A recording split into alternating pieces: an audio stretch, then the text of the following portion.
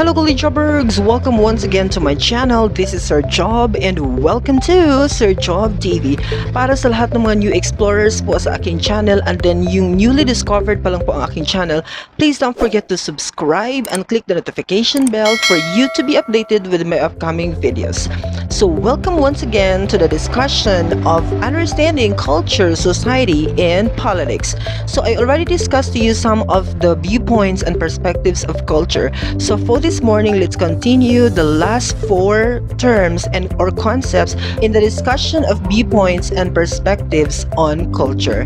This is my video number 31.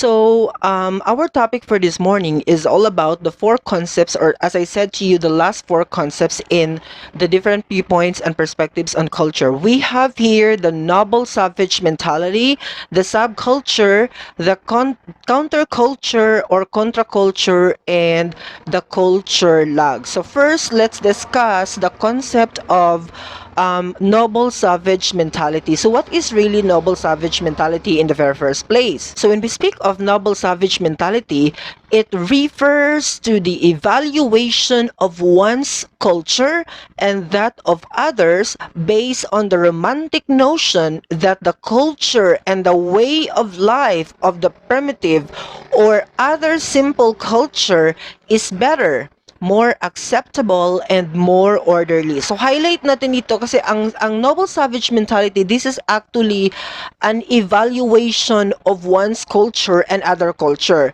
na ginagamitan natin ang concept of romantic notion, which basically ang sinasabi dito sa noble savage mentality or the main concept or the main claim of noble savage mentality is telling to us that primitive or other simple culture is better, more acceptable, and more orderly. So in order for us to understand further, let's have our example on this particular concept. So here on the board, kung nakikita ninyo sa screen, ang example natin dito is some urbanites say. When we speak of urban, these are the people who stayed or who lived in cities. And then we also have our rural. Pag sinabi natin rural, ito yung mga barangays, especially yung mga barangays na situated in the far-flung area. So that's basically the point. So here in our example, it states that some urbanites say that rural lifestyle is better because they have simple needs, okay? Fresh air, food, and sunshine, and youngsters are not exposed to numerous crimes and temptations which abound in the city. Kasi you know, in the city, napakadaming mga crimes na pwedeng makreate. People were diverse enough and hindi natin makontrol sino ang mga lumabas at pumapasok sa isang place. But in the rural portion kasi of our area, alam natin, almost kilala natin lahat ng mga nakatira in a rural situation or a rural place. So that is basically the point. Ito yung sinasabi ng noble savage mentality.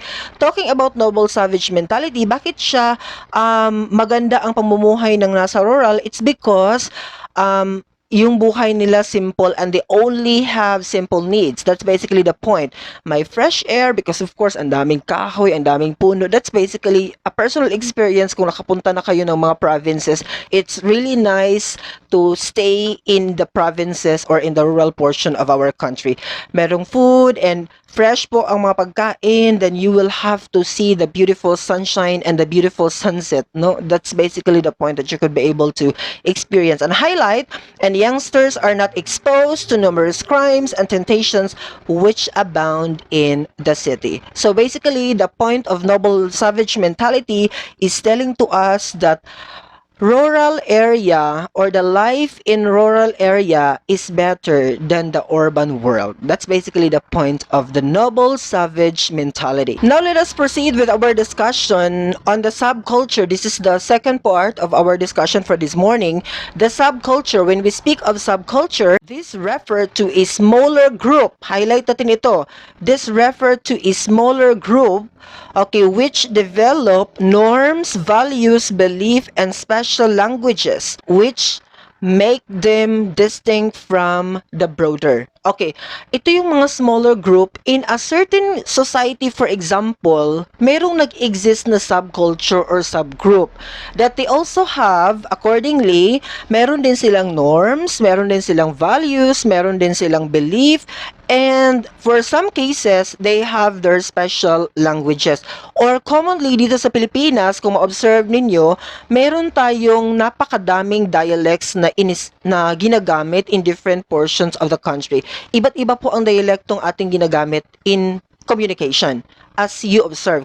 Kung napapansin niyo po ang mga ganyang situation. So this is how we could perfectly define the concept of subculture in a certain situation. They arise as society becomes more complex and industrialized. Nabubuo po ang subculture pag dumadami po ang population ng isang lugar. Like for example, in a community, meron silang 100 population or 100 households na nakatira dyan sa lugar na yan. Lumipas ang mahabang panahon, dumami ang population, nagkaroon ng iba't ibang mga dayuhan na pumasok sa isang lugar. So, later on, nabuo ang tinatawag nating subculture. Meaning to say, there is dominant group and meron din pong subgroup or subculture existing in that particular place. But of course, there is a harmonious relationship between the subculture and the dominant group. These subgroups may be based on age, social class, occupational, political, educational, or religious affiliations, regions, nationality, or ethnicity. So these are the groups that might be created in a certain place in the application of what we so-called subculture. Okay? Kasi pareho kayong mga educated, nagbuo kayo ng isang community, pareho kayong mahilig sa politics, nagbuo kayo ng community, pareho kayo ng mga trabaho, you also have your community into one region, into one nation, that's basically, or into one ethnicity. Very common ito. If you are part of that ethnic group, you created your group in a broader group, so that's basically can be, or that already can be considered as subculture. So that's the point. So examples, mentioning the examples here, makikita ninyo, we have the Tagalogs, the Ilocanos, the Mangyans, the Catholics, Protestants, teen-agers, senior citizen, urban dwellers, squatters, or urban poor, the elite of exclusive villages. So, ang mga grupong ito, these are the groups. It depends upon the situation because, you know, ang pagiging isang subculture kasi or subgroup, it depends upon the location. Like for example, kung nakatira ka dito sa Philippines, if we are considering Philippines as our example in subculture, of course, mas dominant ang Christian Filipinos, meaning to say mas marami. So there is subculture, the Muslim Filipinos in Southern Philippines. That's basically the example.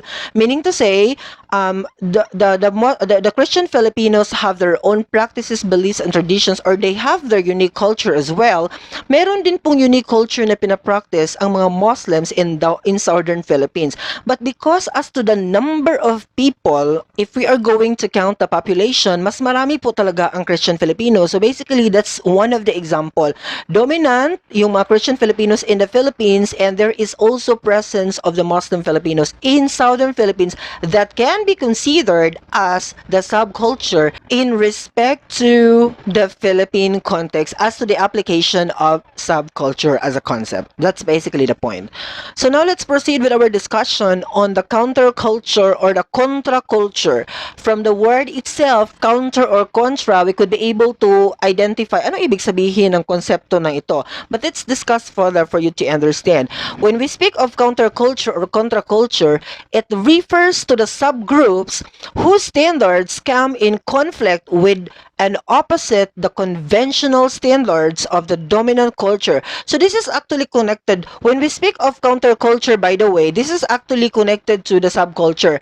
As I said to you before, pag ang subculture or subgroup walang harmonious relationship with the dominant group, ang nangyayari is naa-apply ang counterculture or contraculture. Ito yung subgroup na kumakalaban sa dominant group. That's the point, okay? So, ang counterculture or contraculture, they go against with the conventional standards or what is really accepted to be correct. Okay, what is really accepted to be true or to be conventional. Okay, that's the point. That's really the exact term, or the normal or the ordinary way of living. So they go against with that. They come in conflict usually, and they go with the opposition portion. Mga ano to, mga leftist itong mga grupo na ito when we speak of the counterculture or the contra-culture. These subgroups become a threat. Okay, this subgroup, take note of that line, this subgroup become a threat, okay, to the dominant society. As I said to you kanina, kung hindi harmonious ang relationship, nagiging threat sila to the what we so-called or what we considered dominant group in the society and are considered social problems. So pag sinabi natin counterculture, ito yung mga problems sa ating society. These are the social problems. So ito yung pag sinabi natin counterculture or contraculture, ito yung mga cancer of our society kasi they keep on making conflict, no, they oppose to the government or what have you, something like that na pinopractice nila sa kanilang group. Okay? So, example natin dito, we have deviants such as criminals. Ito yung mga pwede nating ma-associate when we are speaking of counterculture. Okay, deviants such as criminals, okay? I know that you are familiar ano yung mga criminals or how we are going to characterize criminals. Juvenile delinquents. Juvenile delinquents, when we are speaking of juvenile delinquents, these are the crimes committed by the minors. Okay, juvenile delinquents, these are the crimes committed by the minors.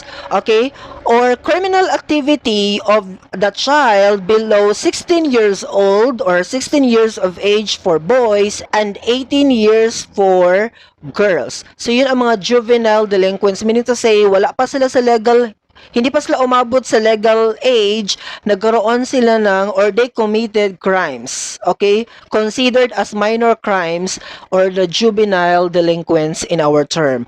So, we have also here mga racketeers. Pag sinabi nating racketeers, these are the dishonest person or engaged fraudulent business dealings. Mga dishonest people, itong mga racketeers, mga drug addicts, prostitutes, gun runners, and terrorists. So these are the counterculture or the contraculture. These are the threat, no, to the dominant society or considered as mga social problems ang mga grupong ito. Okay, I think you are familiar with what I have mentioned na mga group of people. So hopefully you are not part of that particular group kasi you are considered as counterculture or belonging to the counterculture or the contraculture. So I hope that you are not part of them. Let's proceed to the next concept, which is the culture lag. Okay, culture lag. What is culture lag in the first place? It refers to the gap between material and non-material culture. So in here, meron tayong na-mention na ang highlight kasi natin dito is the word gap. You have to always remind yourself na pag sinabi natin culture lag, it's the gap between material culture and non-material culture. So, what is material culture in the first place? Let us define first the two concepts for you to understand further anong ibig sabihin ng culture lag. So, pag sinabi nating material culture, it refers to tools, weapons, art, monuments, written records, clothing, and any other ponderable objects produced or used by humans. So, lahat ng mga tangible things, lahat ng makikita mo, lahat ng pwede mong hawakan, everything na object na pwede mong makita or that is mga tangible culture that can be associated to material culture. Lahat ng yan is considered as material culture. On the other hand, pag sinabi kong non-material culture does not include any physical objects or artifacts. Or the perfect opposite, kasi sinabi ko kanina sa material culture, ito yung mga object, okay? Or physical objects or artifacts na pwedeng mahawakan, tangible things. Pag sinabi kong material culture. Pero pag hindi material culture, okay, does not include any physical objects or artifacts. It includes any ideas, beliefs, values, norms that may help shape society. Itong mga practices na ginagawa na hindi nakikita, okay, but it is being practiced ng tao, that is considered as non-material culture. So basically, that's the point. Pag material, you can touch, it is tangible.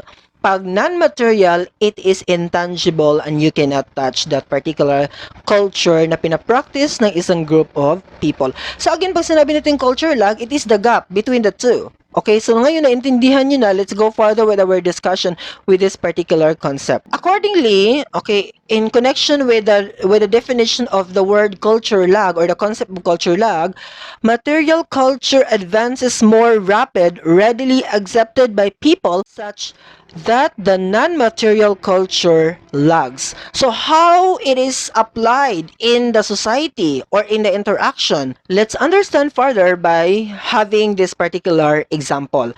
Okay, kung makikita ninyo, ang example natin dito, the Muslims readily accepted modern means of transportation. The Muslims readily accepted modern means of transportation and communication. Yung part na dito, okay, ito yung part na kung saan pasok siya sa material culture, but remains steadfast or firm in the religious faith. Etong portion na ito yung non-material culture. An invention is introduced before the skills to utilize it are developed.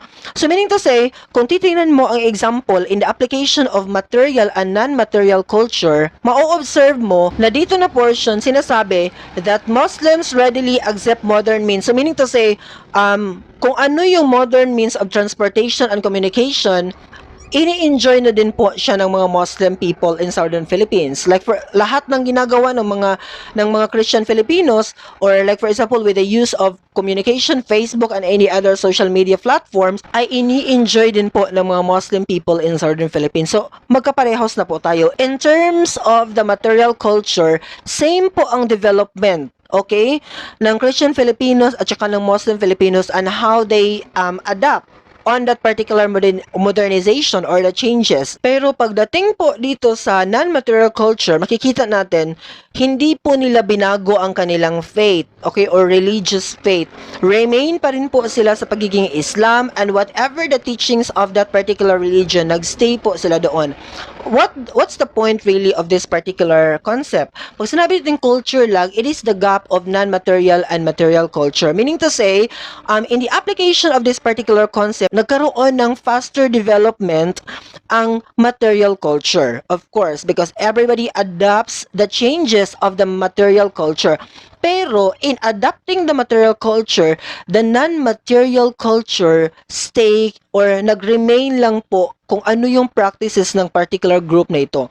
Meaning to say, nag-adapt sila sa pagbabago in the material culture, but they stay kung ano yung practices nila na namana nila sa kanilang mga ancestors. Whatever it is, for example, in the religion, nagstay sila sa kanilang faith, but they enjoy the things that is happening now in terms of the modernization of technology and other changes that occurs in the society. So that's basically the point. So yun ang ibig sabihin, the gap between the material culture and the non-material culture. So recapitulate lang tayo for a while before we have to end up this particular video. Pag sinabi kong noble savage mentality, once again, it refers to the evaluation of one's culture na ang claim po ng noble savage mentality is mas maganda ang buhay sa rural kaysa sa urban community. And I already mentioned to you the reasons why. So yan po ang claim ng noble savage mentality. Pag sinabi naman natin subculture, ito yung subgroup in a dominant group.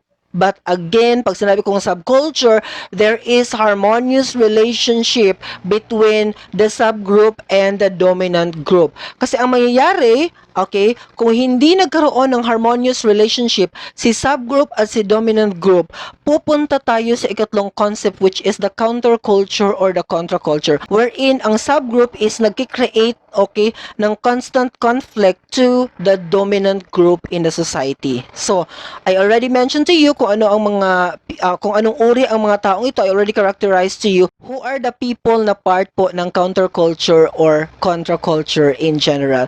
So we also discussed the culture lag, which is simply the gap between the material and the non-material culture. So that would be all for this morning. I hope you learned something from this video, and I hope that you will share this video to your friends and to anybody else that you think nangangailangan ng video na ito. Asahan niyo po that Sir Job TV will continue to give you meaningful discussion, especially in the field of social sciences. Good morning once again, Golden Jobbergs. Bye-bye!